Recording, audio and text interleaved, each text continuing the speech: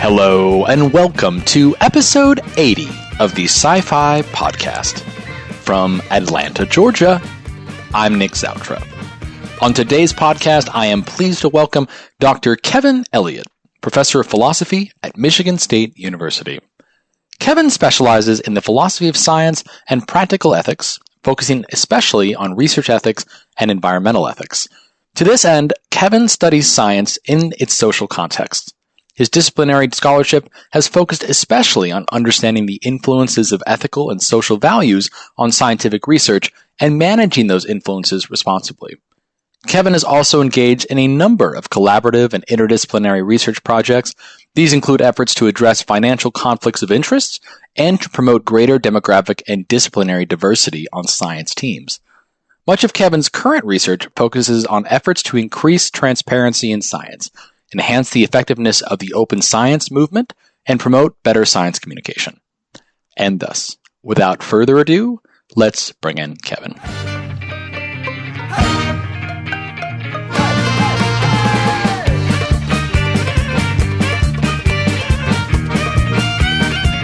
All right, Dr. Kevin Elliot, welcome to the Sci-Fi Podcast. How are you this Friday morning?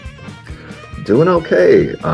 It's been a crazy end of the semester, so I'm glad to see it coming to an end soon. But I understand. I can only imagine. Thank you so much for taking the time this morning. I know we spoke off the podcast, and you had mentioned being incredibly busy, which I know is we're just in the tail end. And so how's this semester been for you? So actually it's really interesting how as the pandemic is a little bit eased right now, all the kind of, travel and events have picked up again. It was a real treat. At the beginning of April, I was at a conference that probably some of the listeners are familiar with Drew Schroeder's work. He does some really interesting stuff related to political philosophy and science and values. So he wonderful. had a workshop. And then Heather Douglas, another person working in science and values, had a workshop on issues with scientific institutions in April. And then one of my colleagues at MSU, Paul Thompson, who works on agricultural issues, we had a sort of a retirement sort of workshop for him. So between the end of the semester and all these really cool, exciting, interesting events, it's just made life crazy. Yeah, obviously a very exciting time to socialize and engage, but obviously, other teaching and administrative duties fall by the wayside during these busy times. Well, best of luck finishing out and nailing the semester. Did you have like a fun? Were you teaching anything fun this term? So I regularly, we may get into this eventually, but part of my appointment is in the Department of Fisheries and Wildlife at MSU. So every spring semester, I teach a conservation ethics class for them. And I really enjoy that. It fits with kind of a general trend that I enjoy sort of navigating between philosophy and the sciences. And so kind of giving those students an opportunity, most of them have been focusing on, science courses and giving them a chance to kind of think a little bit more broadly about, ethical issues and just generally, sort of trying to model sort of thoughtful questioning of presuppositions and assumptions is a great experience. So I really enjoyed that. That's fascinating. And forgive me, but it doesn't seem like fisheries and wildlife is necessarily a very common field of study offered at a R1 university. Is there something special about Michigan State that has opened this line of study? Like what is it? What do you know anything about that?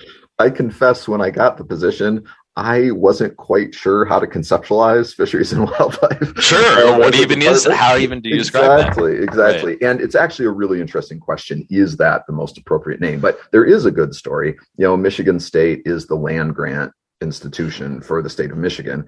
And this department has a lot of ties with the Department of Natural Resources, for the state of Michigan. And, the way I sort of think of it now is it's basically dealing with a lot of environmental science and management issues in kind of a practical way. So you're kind of helping, doing work that's very relevant to policymakers as they try to deal with natural resources. But there's this kind of history where it was very much tied to, sort of fishing and hunting, policies and management of that sort. But I think that, now it's kind of broadened out a little bit. And some folks wonder, is fisheries and wildlife still the best term for it?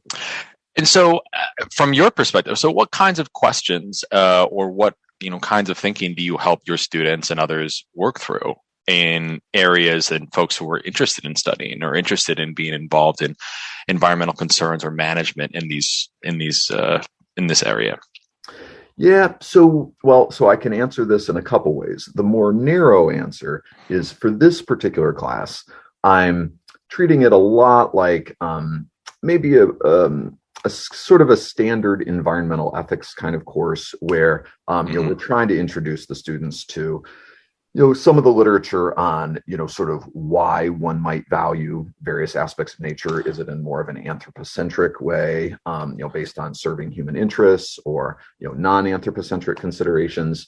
We also, so kind of getting an understanding as they go out and start working with different stakeholders, understanding the kind of ethical presuppositions that different stakeholders are bringing to the table.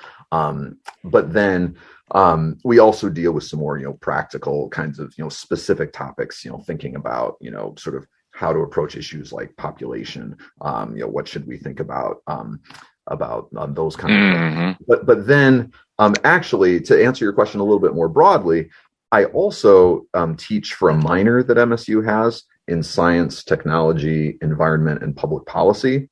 Okay. And then I also, we may be getting into too much complexity right off the bat, but I teach in this residential college at MSU that's designed to kind of introduce science majors in general to history, philosophy, theology of science. So this is Lyman Briggs College. So it's got a really neat sort of emphasis to it. And so beyond what I'm doing for the fisheries and wildlife students, I just really like the opportunity to sort of help these science students in general think about, it fits in well with my research, the role that values broadly conceived play into science, and then thinking about how science interfaces with the policy sphere. So I get to teach a lot of fun classes like that. Fantastic. Well, we'll get into the values. I'm really interested to know, as you've mentioned, your focus in the science and values, interacting with the other philosophers of science, and being able to study and teach and encourage science students to think about these kinds of things. But let's take a step back and figure out, before you got into all this, what was your origin story going into this? Where did you grow up? Yeah, so I grew up outside the suburbs of Chicago, about kind of an hour to the northwest, in Illinois. Which suburb? I'm a little bit familiar with it. Yeah, so kind of the West Dundee and Elgin area. Yeah, so okay.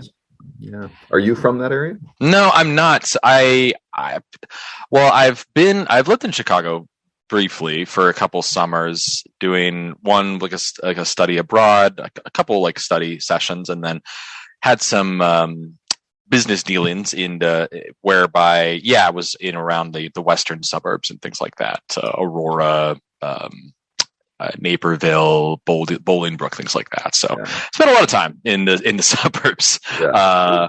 Okay, so growing up in Chicago, what were some of your interests?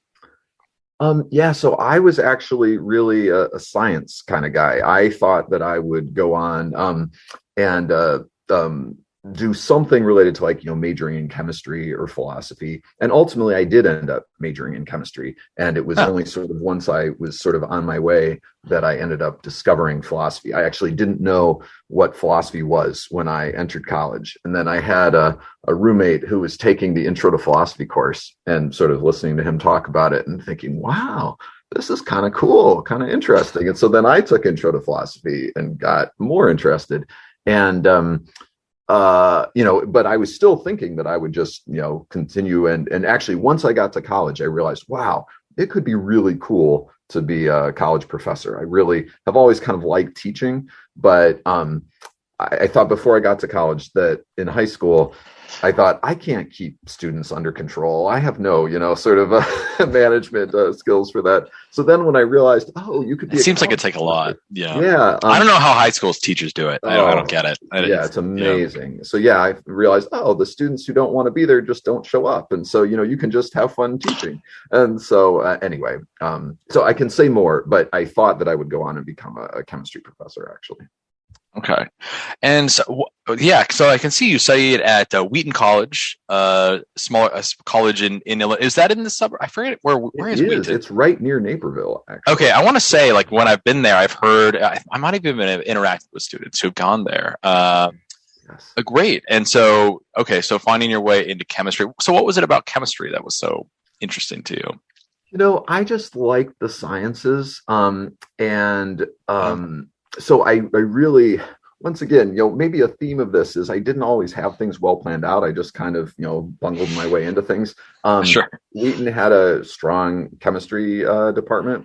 And so I thought, well, I'm kind of interested in, I wasn't so interested in biology. It seemed like their chemistry was stronger than their physics. And so but then I did, very much enjoy it. Maybe part of the story eventually for how I ended up being a philosopher is that I actually wasn't so great at the lab kind of work. I'm not good with my hands. And I would do undergraduate research programs each summer and realized I'd be like really bored after about 3 weeks. It'd be like a 10-week program. And I don't enjoy this lab work. I see these grad students having to get all this equipment to work. That's not going to be a good situation. You're like, you're seeing your future before your eyes. It's like, this is going to be me every summer. All summers until I can sit behind a desk as a PI.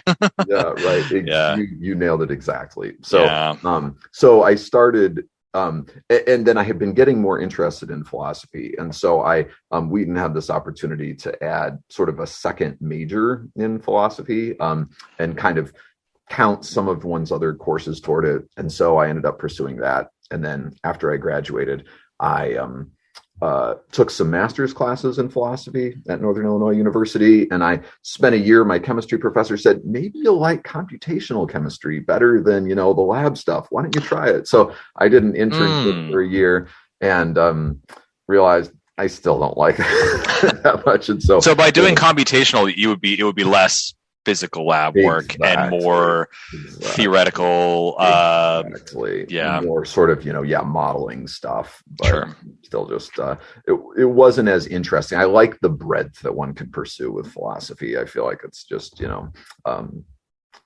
just easier to maintain my interest. Absolutely. Okay. Yeah. So it was, switching into philosophy. So at the time though, so you had this background in science. So was this something where you had connected philosophy and science together in terms of doing philosophy of science, or had you read philosophy and thought, I'm going to go do continental philosophy, or just something that, completely aside from science? Yeah, well, I think what really captured my interest with the philosophy is a couple aspects of my background going in. So two things that were very formative for me. So one is that my mom had a lot of sort of chronic health issues that and so she would constantly be having sort of less than successful experiences with sort of the medical profession. They couldn't quite figure out what was up with her. A lot of, she had a lot of sort of, like sensitivities. So a lot of like drug treatments just, caused a lot of side effects for her. And so she was constantly sort of trying alternative sort of, out of the mainstream kinds of, approaches to trying to feel better. And so that got me sort of constantly wondering, well, how do you decide, sort of what is legitimate and what isn't? How do you deal with situations where the mainstream medical community would think what she's doing is kind of wacky and crazy, but, how do you decide what's legitimate? What kind of, alternative views are appropriate or not? So that kind of made me interested in these kind of bigger picture issues related to science and medicine. And then, those who know Wheaton College know that it's kind of a non-denominational kind of, Protestant Christian college. And so, I had been raised in a pretty theologically conservative Christian background. And so then that raised questions about, well, how do you sort of relate religion to science? And so between these two, I was kind of prepped for being really curious about how science relates to broader issues and how do we deal with, sort of, tricky questions related to science and dissenting views related to science and that kind of thing. Yeah. Realizing that science is interacted with, managed, run by human beings who have ideas, who have beliefs, who have values. Right. You're interested. Yeah, at 100%. Okay. So so I can see here you went on to study at University of Notre Dame. Right. And for those who don't know, some of them I've spoken with a couple others here, at least one. And they do have a great HPS program, History and Philosophy of Science. Tell us a little bit about your time there. Yeah. So I had a really good experience. So Don Howard had just come to Notre Dame to direct the HPS program in I think 1997, and so I started in the program in 1998, and he actually was really instrumental, I think, in a lot of us associated with that HBS program starting to think about these sort of connections between science and society. I think that's something that Don has cared about a lot. And so it was a great time to be there.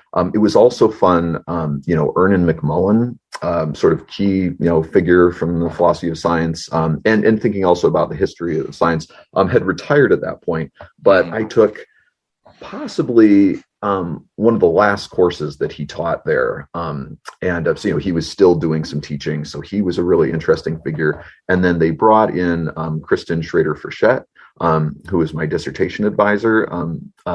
So she came around that time, and I've always really admired the fact that she does highly engaged kind of philosophy of science, where she very much will work with local communities who are dealing with issues related to environmental pollution or that sort of thing. She's also dealt with sort of broader policy issues. At that point, there was a lot of debate about making Yucca Mountain in Nevada a high-level nuclear waste repository. Doing work. So she was a great model.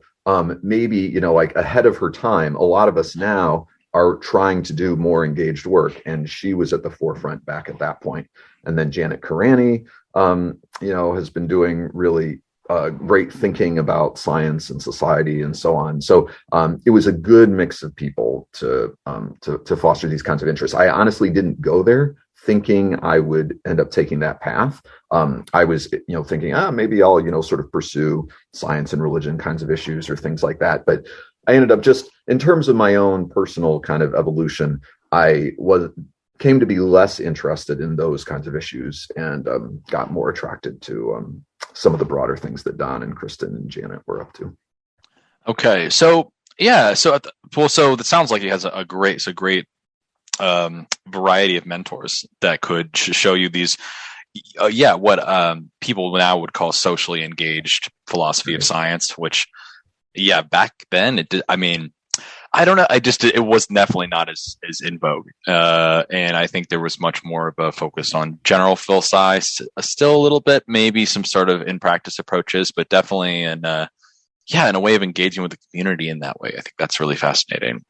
So what, in terms of the kinds of questions you were interested in during your time, like what did you find, you were getting exposed to these people doing these different kinds of projects.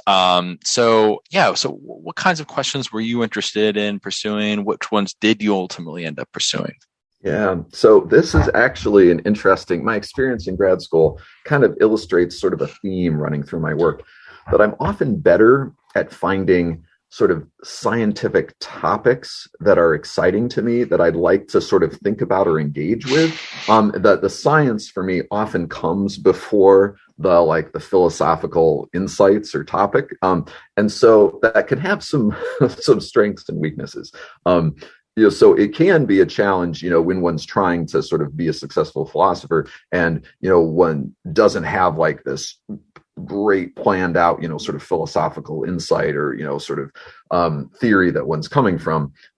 But it's just kind of the way I tend to roll. Maybe it's because of my scientific background. So I came to my dissertation topic with this scientific case study that Kristen kind of encouraged me to think about. And then I struggled a bit at that point and soon after, trying to think about sort of how to make sense of it in a philosophically interesting way. So the case study I was interested in, I said that Kristen had been doing this work on Yucca Mountain. And so she had run into debates about sort of when you're trying to figure out how harmful exposure to a particular level of radiation is, you have to extrapolate down from, lots of studies that are done at higher dose levels down to lower dose levels. And there can be a lot of debates about how to do that. And so there have been some folks still today who argue that actually low level exposure to radiation can actually be beneficial for you, that you're sort of, whereas high level will increase your cancer rates, that you can actually decrease your cancer rates below like sort of control, levels, by very low dose exposure. And so at this time, so this phenomenon is called hormesis, or specifically they refer to it as radiation hormesis, HORMESIS. So she realized that some folks were suggesting that this could happen with chemical exposure as well to normally toxic chemicals. So, folks were calling this chemical hormesis. And so she said, this is a pretty interesting practical topic. It can have an impact on public policy. Maybe you should pursue that, given your chemistry background. And honestly, I think my chemistry background gave me some sense of what was going on, but a lot of it was just a matter of sort of getting familiar with this area of research and, and then basically this has kind of been broadly my area of greatest focus ever since. I would now call it kind of environmental health issues. And so I wrote my dissertation about it. But again, I did have a little trouble figuring out what my angle would be initially. Of course. Well, it's interesting. I mean, it's funny. Like I can relate to the challenges especially when you have a very interesting case study. I mean, part of it is learning exactly all the fine details of just what is going on in the science and then what's interesting. But then in turn, also understanding how does this, how are there potentially difficult or inconsistent views going on at the same time? What is what is philosophically interesting about this? Is there something that's, could be said?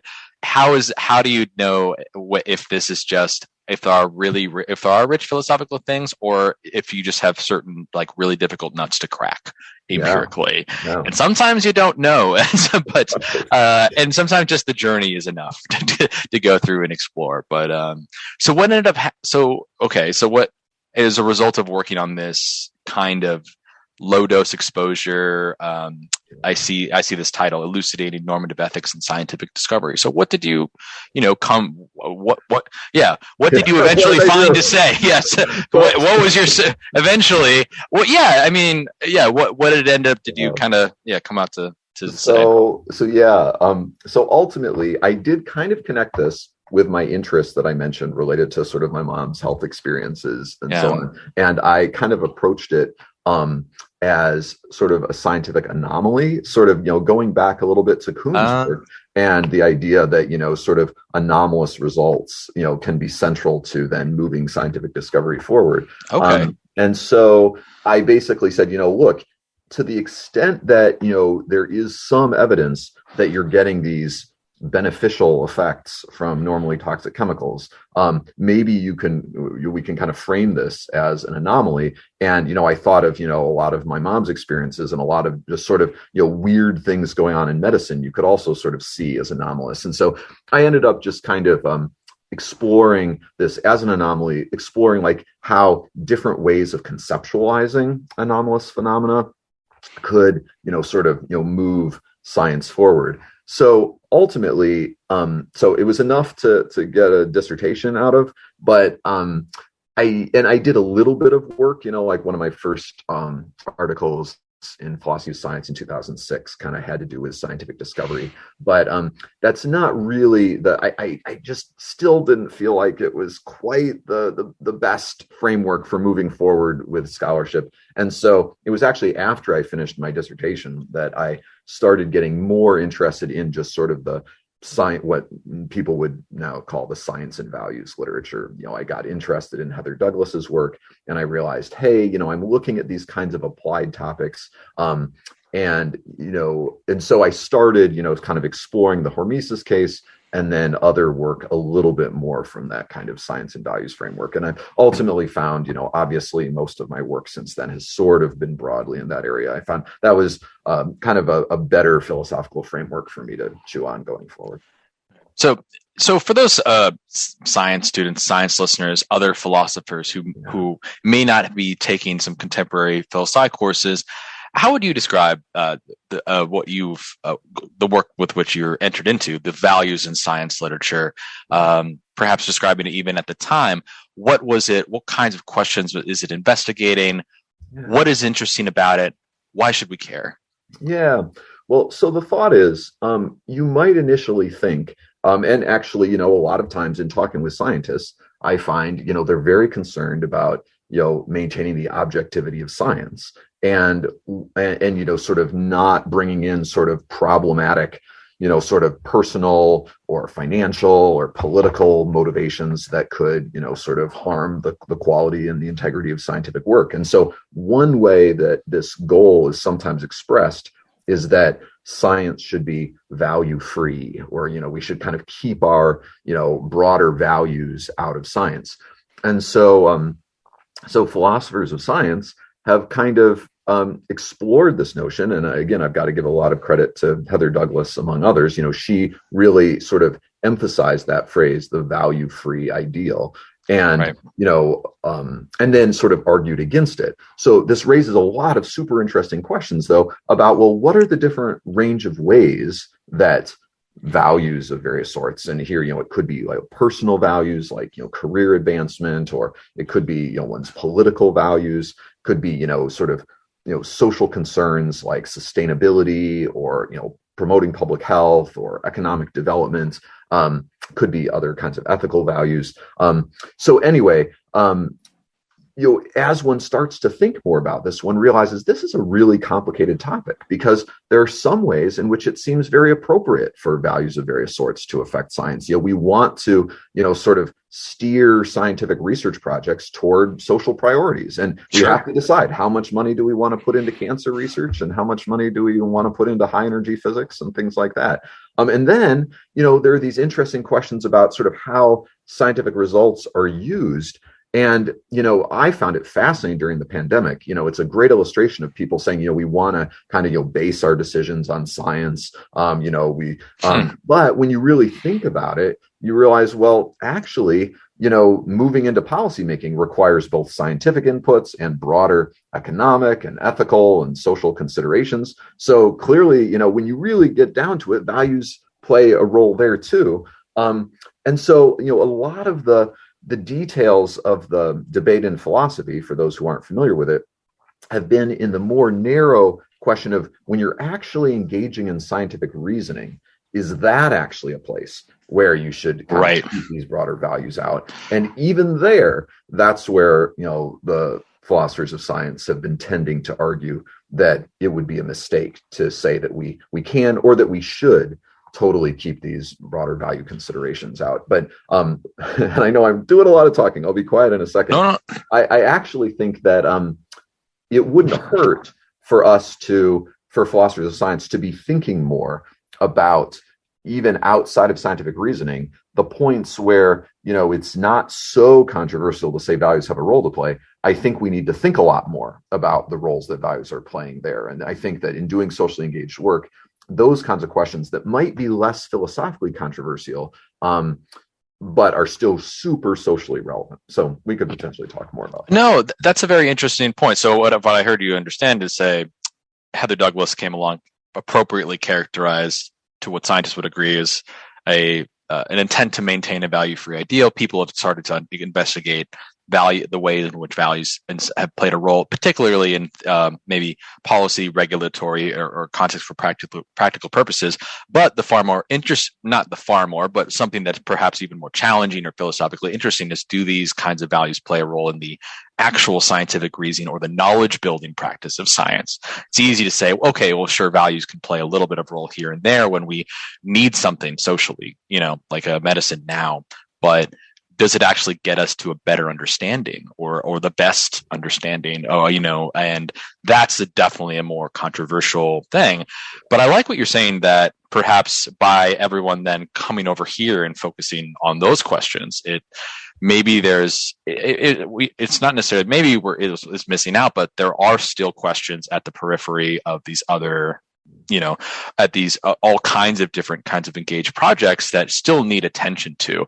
And yes, they're not going to draw the attention of the next BJPS paper necessarily, but it's going to be something that still matters, socially.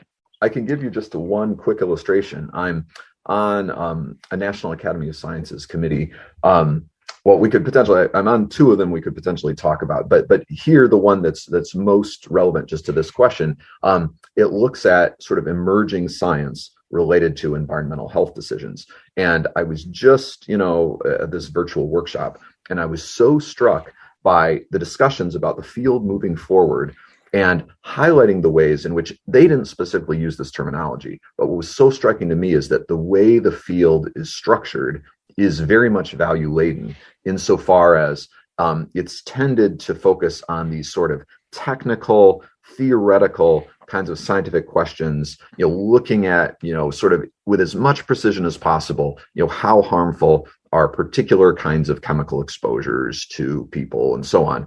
And what folks were bringing out is, as we think more about issues of environmental justice and communities that are like, there's a lot of discussion about communities in North Carolina exposed to hog farming operations or things like that, or thinking about urban populations. The kind of science that would be most relevant to them is often very different. They're looking for sort of more kind of less exact and precise kinds of, detailed scientific projects, and more trying to develop scientific information that they can use for, lawsuits, community organizing, trying to sort of, highlight the problems that they're exposed to in their communities. And so what was striking to me is that, this discussion was highlighting the value ladenness of this environmental health research, the kinds of basically questions being asked, the kinds of projects being pursued sort of serve some interests as opposed to others. And so this kind of value ladenness is just, sort of, to a lot of it just has to do with the kinds of questions being asked, which I don't think is terribly controversial philosophically, but super relevant socially to point out and explore and think about how to move the field in these kinds of ways. Great. So it's an example where people will, you might hear of this case and they're like, yeah, that makes sense. Right. So, but it's still important to point it out. It's still important to pay attention and perhaps point it out at least to those outside of the small collection of values in science that perhaps haven't thought about this or haven't been attended. So it sounds like there's some maybe groundwork to be done or encourage. Yeah, that's been kind of a priority of mine, that I find it really fulfilling to be sort of publishing this kind of work in journals where, say, the environmental health scientists would be reading it. And that's something that I think is, valuable for philosophers of science to keep in mind. I think there's a movement in the field toward doing more of that. Yeah. But I've found some of my most fulfilling experiences being at conferences or workshops of those kinds of communities, publishing in their kinds of journals, so they actually take it up. And again, it may not be the most sophisticated philosophical, reasoning of all time, but it's sort of useful to help clarify and highlight things for those other communities. Wonderful. Well, why don't you mind sharing? So you had a paper out in 2014, non-epistemic values and multiple goals of science, one of the most cited papers in the values and science literature. Could you tell us maybe a little bit about that paper and or how your ideas have advanced beyond that, and sort of what are some of the main takeaway points that you found, outside of this more of the broad groundwork that we've just discussed, but some of the more perhaps, philosophically interesting pieces that you find getting into the nitty gritty of how these different kinds of values, epistemic, non-epistemic, what that means, and how you see them working in science. Yeah. So that paper, I think the reason it's been cited a good bit is because it's kind of one of the, I don't know, you might say foundational papers in what people would call the Ames approach to values in science. And so the thought is, if you wanted to justify roles for values, and especially those that, folks might classify as non-epistemic, that don't seem to be directly serving our sort of, goals of arriving, say, at truths or the most reliable information. The question is, well, how do you justify bringing these kinds of broader ethical or political or social or personal values into scientific reasoning? And there are kind of several ways that one could do it. And one that people have been talking about recently is thinking about sort of the aims or the purposes or goals of scientific inquiry. And so what my co-author, Dan McCoyne, who is also a grad student at Notre Dame, what we argued in that paper is that it's important to think about the fact that maybe in a lot of scientific contexts, the aims aren't purely sort of epistemic. This depends a little bit on sort of what you mean by epistemic. Another great person working in this field, Dan Steele, has sort of, challenged us a bit, saying, well, maybe one could frame some of what we're talking about here as epistemic. But our point was that, looking at the kinds of like practical regulatory policy kinds of issues that I'm interested in, where we're dealing with, chemical pollution, or another example I think about sometimes is wetland banking, or other sorts of, sort of science that informs policy. Often you're not trying to get at the most sort of accurate, sophisticated scientific picture possible. That sometimes it can serve social priorities where we need to get information relatively quickly, or we need to use a method that can be standardized. So you can have folks, in government agencies use these tools or methods in ways that work for them. Or maybe you need an approach that can be communicated successfully. Or I've been interested recently on, ways of engaging community members, sort of citizen science kinds of projects. And so these are all kind of broader sorts of goals. And so our point was that, if you have some of these other goals as part of your scientific practice, well, then when you're assessing tools or methods or hypotheses or whatever, you may need to bring in value considerations relevant to those goals that aren't purely epistemic values. And so this is a way of justifying bringing in these broader value considerations into science, because your aims or your goals are broader. And so that's kind of the direction this kind of aims approach has gone. And that's the kind of thing we were pushing in that paper. So you mentioned an aims approach. Are there other approaches that folks are taking, or other framing ways in terms of extrapolating or extracting values as they're seeing them? Are other folks focusing less so on aims? Yeah. Well, so I don't know. I hope it's not obnoxious to put in an advertisement. I have a book. Cambridge has these elements in philosophy of science, these short books that they're putting out, and so I have an element on values in science coming out later this summer. And so I'm going to give you an answer based on what I sort of said in there. It's just kind of on the top of my mind. I don't know if this is the best way of conceptualizing things, but in that element, I lay out 4 arguments that one might give for saying that, for against the value-free ideal. So one goes back to Helen Longino and kind of an underdetermination kind of argument, the fact that there are these inevitable gaps that the purely epistemic considerations sort of leave this sort of gap where we need something else to fill the gap to we want to draw a conclusion. So there's when there's a gap, that's when values come in. Is the thought? Exactly. And then there's kind of Heather Douglas's work that I characterize as more of kind of an error type argument, where the idea is that we face these risks of She characterized them as inductive risks. Other folks have argued we should broaden it to think about epistemic risks, that basically, things can go wrong epistemically or when we're making inductive inferences. And so Heather would say that scientists, like everybody else, have ethical responsibilities to think about the consequences of making various kinds of errors.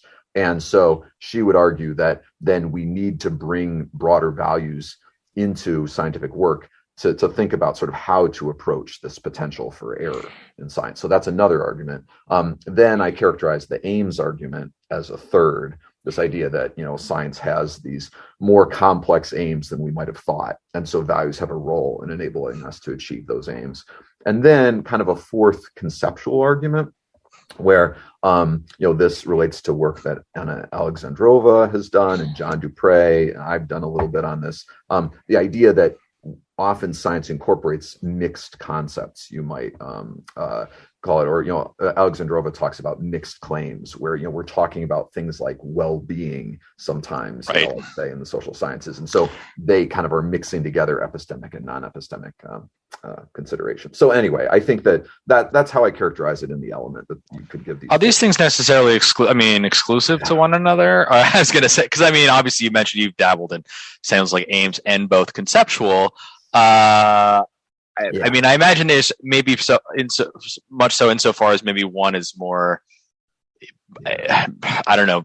You could argue that we ought to put our focus more toward one or something like that. But no, brilliant point. You're absolutely right. So I think the relationships between these are really complicated, and we need to think more about. And in some ways, they're kind of mixing together like two different considerations. One is, what are the specific points in science where values could play a role? Like they could play a role in concepts. They could, play a role in, sort of getting us across certain kinds of, evidence gaps, or they could play a role in like inductive inferences that Heather's talking about. And then, so you've got these different points where values could play a role. And then you've got kind of the normative justification for bringing in the values. And that's also kind of part of these. But like, I think you could potentially argue, well, you need to assess these concepts based on the aims of inquiry, or you need to decide how to address these errors based on the aims of inquiry, or, so it can, I think they're kind of mixing together. And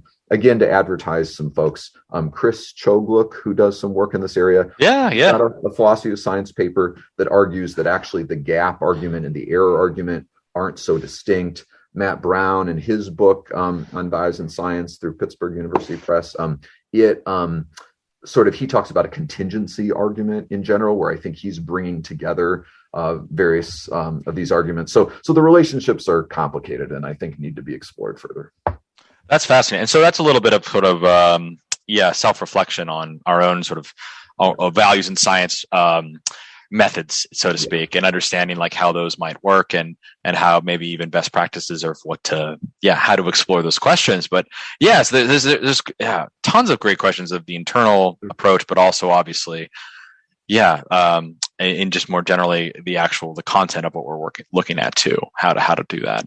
One thing I'm encountering in my own research. Well, so it's there's a variety of sciences, right? And in following something like an in practice approach, a lot of people have argued against maybe making just these general philosophy of science. This is how science works kinds of claims, because you realize that in particular sciences, as we narrow and focus on the specialty science, that science works differently.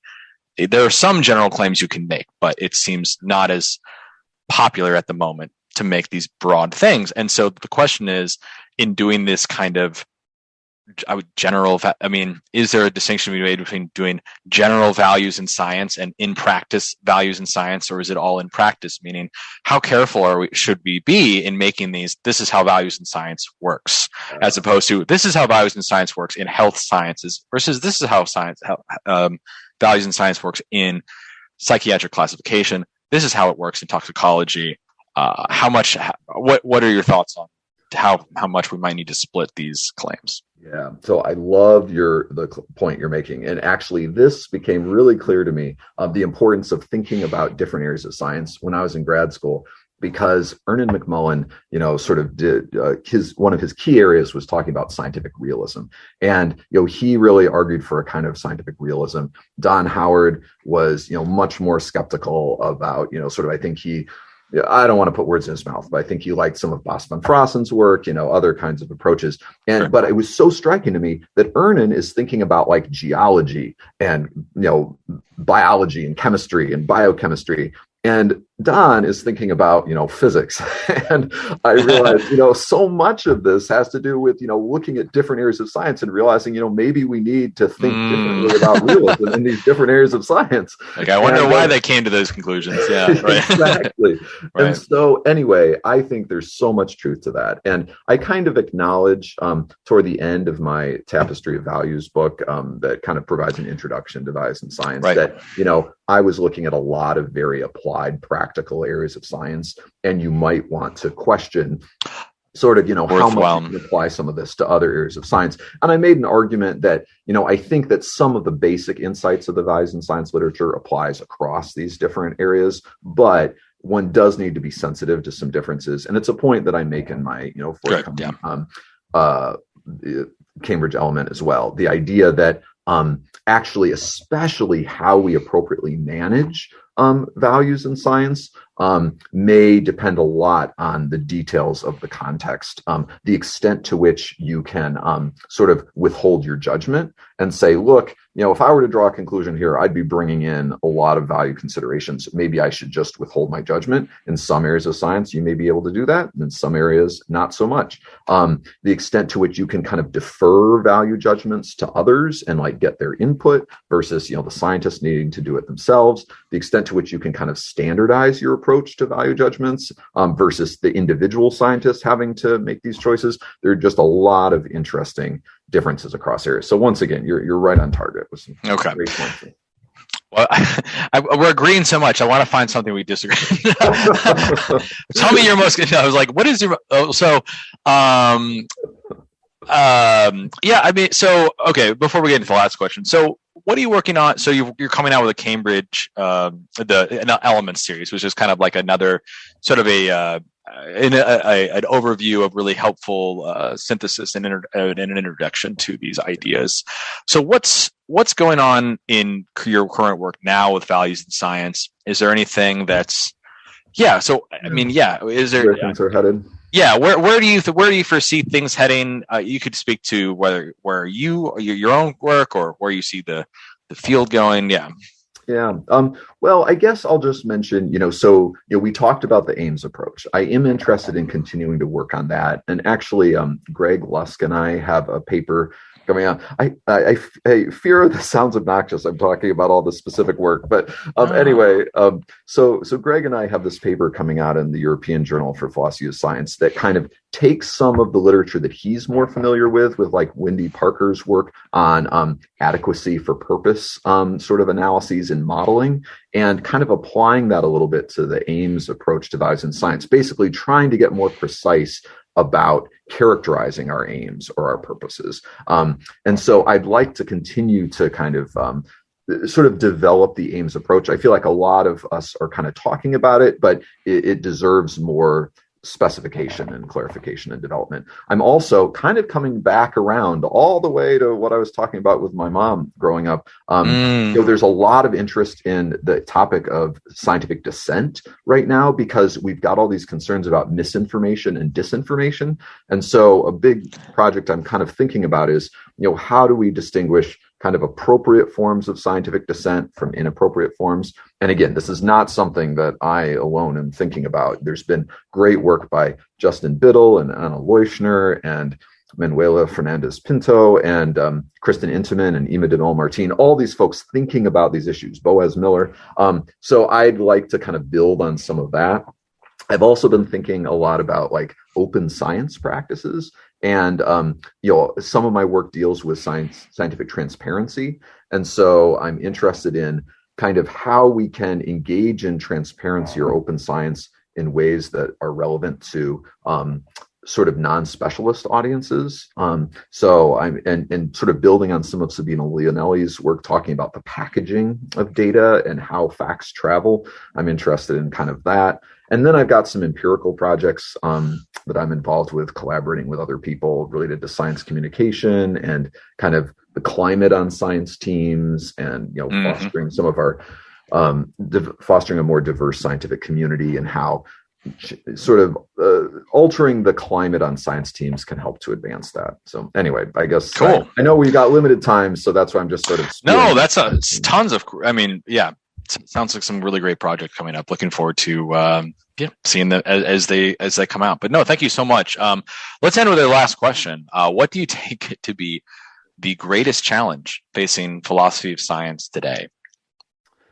Yeah, so I don't know if I feel qualified to give a great answer to that, but I will say, we were talking earlier in the conversation about socially engaged philosophy of science, and so I think one of the most interesting and kind of cool challenges that we face is sort of how to move forward most effectively in that kind of socially engaged work, because that's not always the kind of work that sort of connects up the best with traditional philosophical literature. So it's like we have to figure out, how to do this in a way that still allows people to move forward in their careers.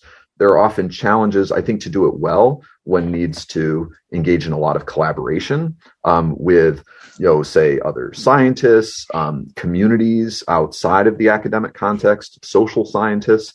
And so we have to both figure out how to prepare scholars to be able to do that, and kind of create the right institutional settings so that people can succeed with that. I've been very fortunate to either be in kind of departments or units that aren't pure philosophy, or I was at the University of South Carolina. Their philosophy department was very supportive of work not published in pure philosophy journals or collaborative work, that kind of thing. So and also fostering kind of the appropriate sorts of diversity within the philosophy of science community, so that we have people who are interested in this range of questions and sort of able to collaborate in effective ways, and able to think about different communities globally and sort of locally. And so anyway, I think there's a lot to be asked about in how to move forward socially engaged philosophy of science that I think a lot of us are enthusiastic about, and it's a way for our field to